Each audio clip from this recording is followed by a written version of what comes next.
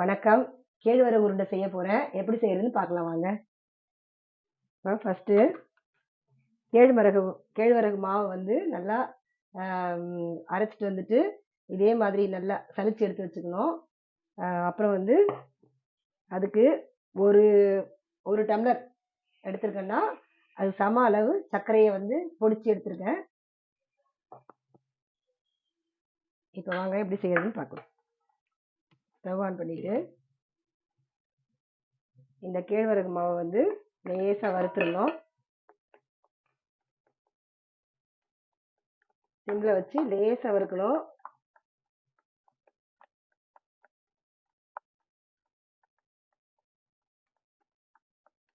கொஞ்சம் சூடானா போதும். கொஞ்சம் வாசனை வருது பாருங்க, அந்த அளவுக்கு கொஞ்சம் லேசாக வறுத்துக்கணும்.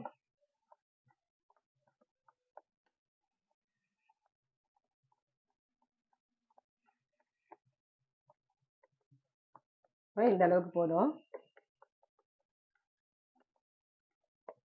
இதை ஆஃப் பண்ணி ஒரு பாத்திரத்தில் போட்டுடுறேன்.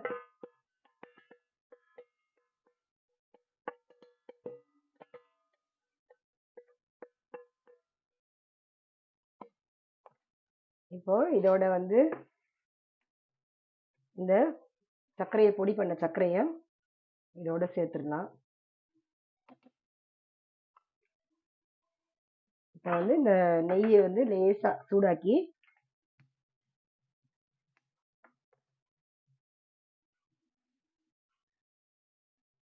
இதில் வந்து பொடியாக நறுக்கின பாதாம், பிஸ்தா, திராட்சை இதை வந்து இதில் போட்டு வறுத்துடலாம்.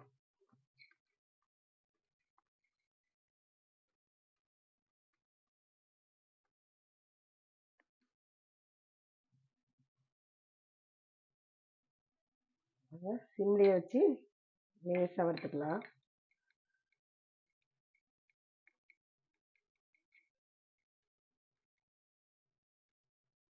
இப்போ இதோடையே இந்த காஞ்ச திராட்சையும் பொடி பண்ண வச்சதையும் அதையும் சேர்த்துக்கலாம்.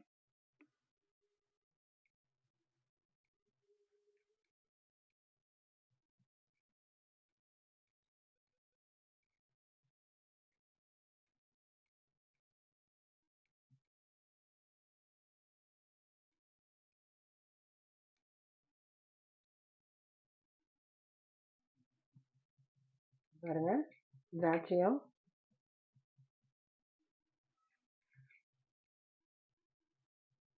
இது நல்லா வதங்கிடணும்.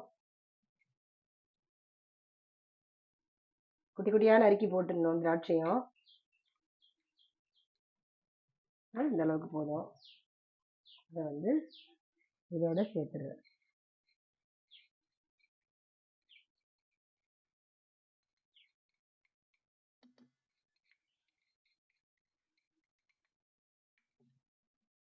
இப்போ வந்து இதை வந்து நெய்யை சூடாக்கிக்கலாம். நெய் கொஞ்சம் சூடாக்கிக்கலாம். இந்த சர்க்கரையோடையே வந்து கொஞ்சம் ஏலக்காய் 2 போட்டு அதோடய பொடிச்சிட்டேன். நல்லா நைஸ் ஆயிடுச்சு. அதை தோல் எடுத்துடணும்.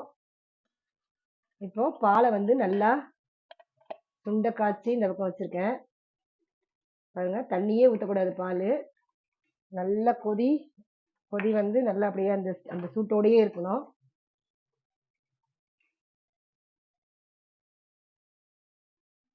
இப்போ இந்த நெய் காஞ்சிருச்சு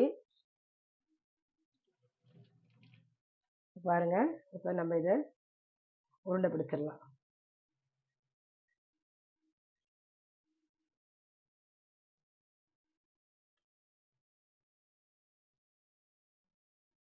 நல்லா இப்படியே மாவை முதல்ல மிக்ஸ் பண்ணிடணும்.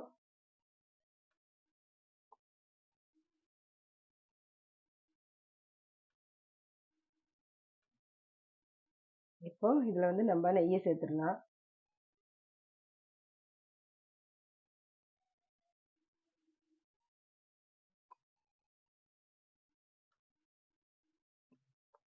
நெய் மீடியமாக சேர்த்தா போதும், ரொம்ப திகட்டுற அளவுக்கு சேர்க்க வேண்டியதில்லை.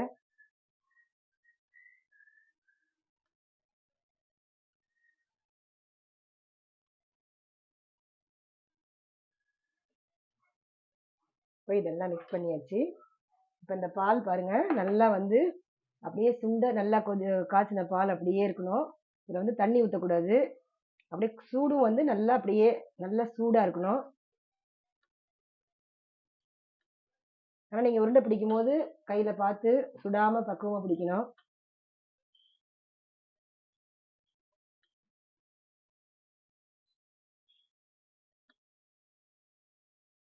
பாருங்க கொஞ்சம் கொதி வருது, நான் கொஞ்சம் ஆஃப் பண்ணிடுறேன்.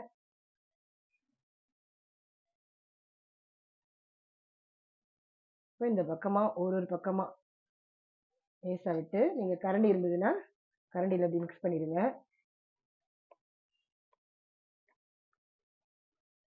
கரண்டி வச்சு மிக்ஸ் பண்ணுங்க, அதுதான் கை சுடாமல் இருக்கும்.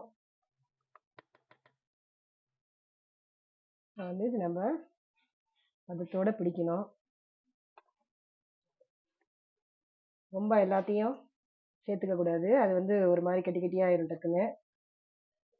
நல்லா சூடாக இருக்குது பார்த்தீங்களா, அதனால நீங்கள் கரண்டியில் கொஞ்சம் மிக்ஸ் பண்ணிவிட்டு சூடு பொறுக்கிற அளவுக்கு கொஞ்சம் அப்படியே எடுத்துக்கணும். பால் வந்து நல்லா கொதிச்சுட்டு இருக்கிறதுனால பாருங்க இப்போ வந்து அப்படியே பிடிச்சிடலாம்.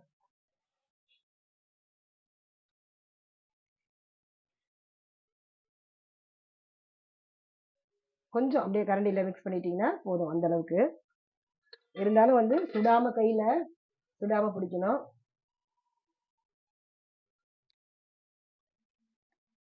அவ்வளோதான்.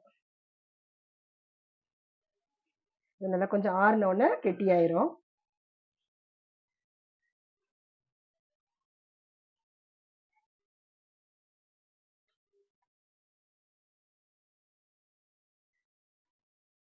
பால் மட்டும் நல்லா இதே மாதிரி கெட்டியாக இருக்கணும். தண்ணி ஊற்றுனீங்கன்னா அது குல குலன்னு ஆகிடும் மாவு.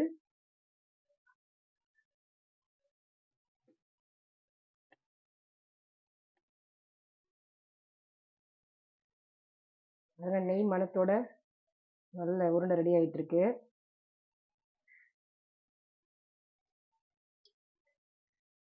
இது வந்து இந்த மாவு மாதிரியே நீங்கள் வந்து கம்பு அப்புறம் தெனை உருண்டை தெனை மாவில் இதெல்லாம் வந்து நீங்கள் செஞ்சு சாப்பிட்டீங்கன்னா உடம்புக்கு ரொம்ப நல்லது. சிறுதானிய வகை தான் சாப்பிட சொல்கிறாங்க டாக்டருங்க. அதனால் இதில் கம்பு கேழ்வரகு தெனை கவுனி அரிசி இதிலெல்லாம் அந்த மாதிரி உருண்டை செஞ்சு சாப்பிட்டீங்கன்னா உடம்புக்கு ரொம்ப ரொம்ப நல்லது.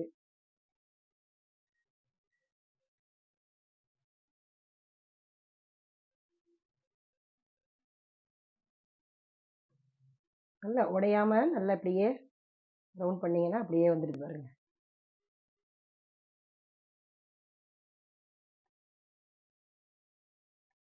இப்போ இந்த பால் ஊற்றி இந்த இடம் மட்டும் இப்படி பண்ணியிருக்கேன். மறுபடியும் கொஞ்சம் ஊற்றணுன்னா நீங்கள் மறுபடியும் கொஞ்சம் ஊற்றி சூடு பாருங்கள். சூடு இல்லைன்னா கொஞ்சம் நல்லா சூடு பண்ணிக்கணும்.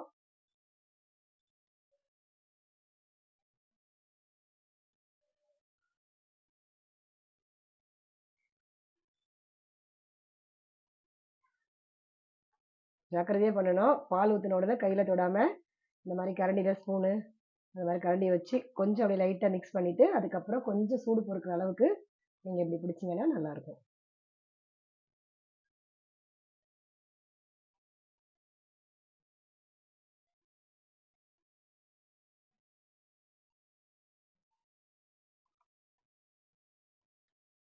இப்போ பாருங்கள் இந்த பால் கொஞ்சம் சூடாக தான் இருக்குது, இன்னும் கொஞ்சம் போட்டுக்கிறேன்.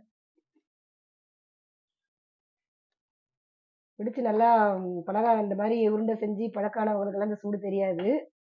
புதுசாக செய்கிறவங்களுக்கு ரொம்ப சுடுற மாதிரி இருக்கும். அதனால் நீங்கள் கரண்டியில் அதை கொஞ்சம் மிக்ஸ் பண்ணிவிட்டு அதுக்கப்புறமா சேர்த்துருங்க.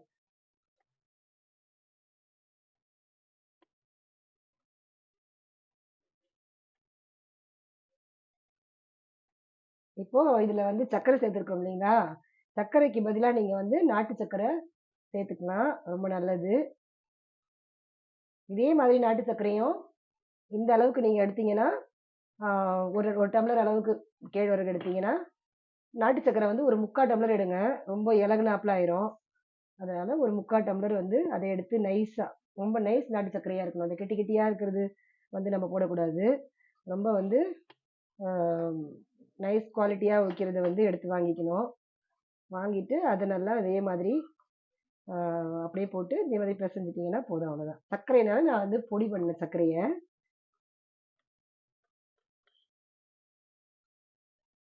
கொஞ்ச நேரத்தில் பாருங்கள் அந்த உருண்டை அப்படியே சாஃப்டாக இருக்கிறது கொஞ்சம் கெட்டியாயிரும். ரொம்ப கெட்டியாகாது, மீடியமான அளவுக்கு இருக்கும்.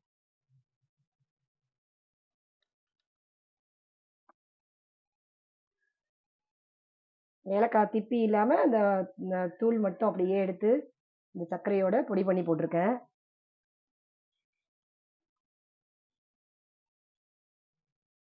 இப்படி ரொம்ப பெருசு பெருசாக பிடிக்கிறத விட இந்த மாதிரி சின்ன சின்னதாக பிடிச்சிட்டிங்கன்னா நல்லாயிருக்கும். சாப்பிட்றப்ப நல்லா குழந்தைங்களாம் நல்லா குட்டி குட்டியாக இருந்தால் விரும்பி சாப்பிடுவாங்க.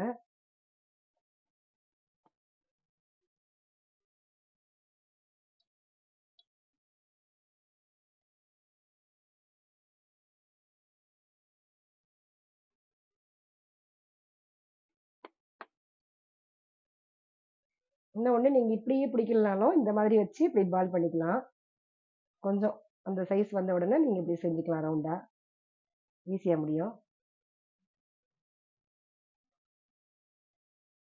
இப்படி கையில் எடுத்துட்டு 2-3 வாட்டி இப்படி இந்த மாதிரி செஞ்சுட்டு அதுக்கப்புறம் இப்படி வச்சு இப்படி பண்ணினீங்கன்னா போதும். உருண்டை அழகாக வந்துருச்சு. இப்போ பாருங்க, நல்ல ஹெல்தியான கேழ்வரகு உருண்டை ரெடி ஆயிடுச்சு. நீங்களும் இதே மாதிரி செஞ்சு சாப்பிடுங்க. நாளைக்கு ஒரு சமையலோட சந்திக்கிறேன். பாய்.